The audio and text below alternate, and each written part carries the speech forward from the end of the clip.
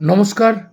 আজকে বেস্ট টাইমে আজকে আইএসএলে আমাদের কলকাতার বড় টিমের ইস্টবেঙ্গলের খেলা ছিল।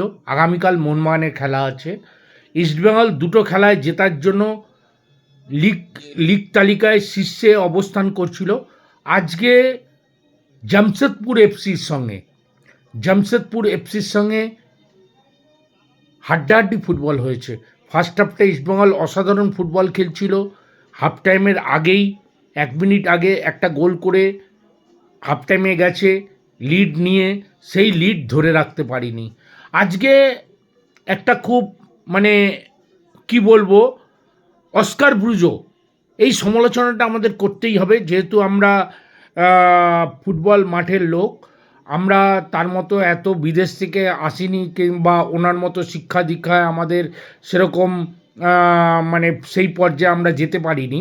কিন্তু একটা কথা বলবো, যে ফুটবলকে নিয়ে কখনোই ওভার কনফিডেন্স হবার যে মাসুল আজকে অস্কার ব্রুজো যে দিল, এক গোলে যখন লিড করছে সেই সময় যেভাবে 3টে চেঞ্জ দিল, বিপিনকে আটকাতে ওরা দুটো প্লেয়ার সবসময় যেভাবে ওকে কভারিং করে রাখছিল, বিপিন যে ফুটবলটা খেলছে, বিপিনের সাবস্টিটিউট যাকে নামানো হলো, হ্যাঁ, সেই ক্লিক করলো না।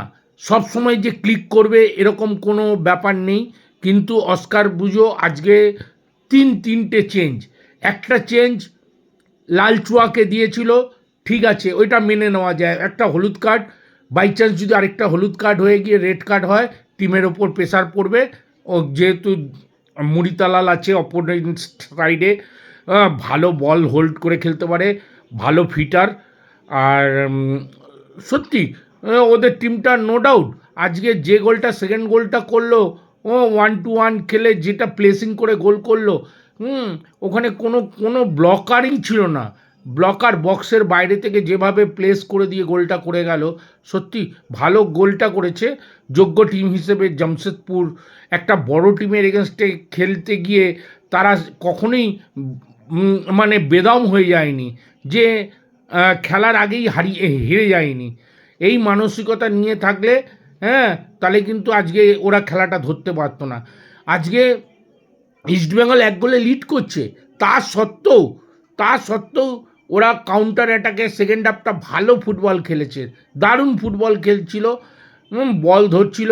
মুড়িতালালকে দেখে ভাল লাগলো।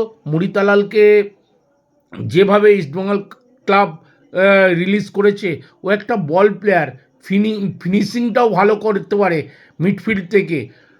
আমার তো মনে হয় কেসপোকে ছেড়ে দিয়ে মুড়িতালালকে রাখলে ভালো হতো।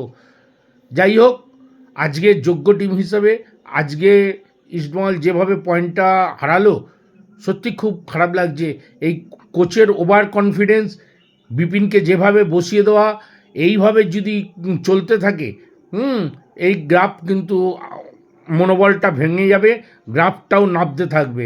তাই জন্য এখন অনেকটা নকআউট টাইপের খেলা। 13টা টিম, 13টা ম্যাচ এখনও বাকি আছে। এখনও 13টা মানে কি, আজকে 3টে হয়ে গেল, আরও 10টা ম্যাচ বাকি আছে। খুব সিনসিয়ারভাবে গেম রিডিংটা করতে হবে, গেম প্ল্যানিংটা করতে হবে, নইলে কিন্তু সমূহ বিপদ আছে। ধন্যবাদ, নমস্কার। আজকে আমার ভিডিওটা এখানেই শেষ করলাম। যদি আমার ভিডিওটা ভালো লাগে অবশ্যই লাইক করবেন, শেয়ার করবেন, কমেন্ট করবেন, আমাদের সঙ্গে থাকবেন। ধন্যবাদ।